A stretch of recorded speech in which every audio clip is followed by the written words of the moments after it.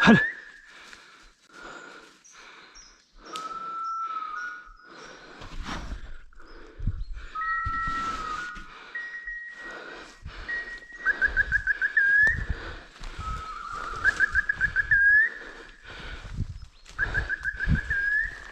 Kaps.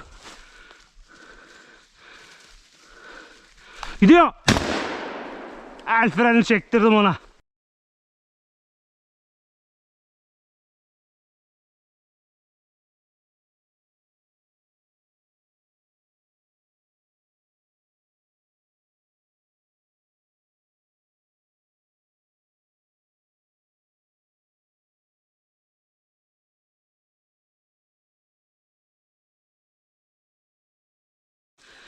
Aferin. Getir.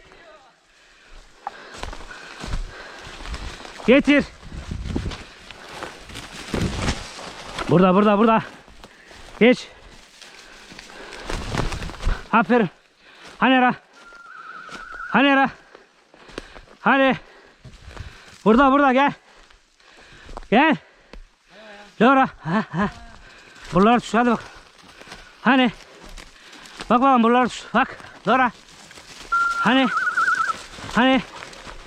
Hani. Ha, Hera buldu.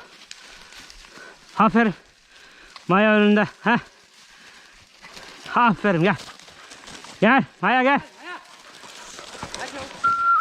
Maya gel.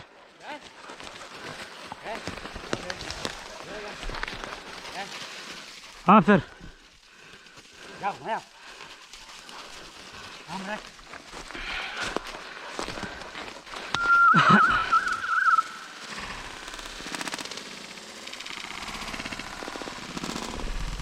Her birisi rast gelsin.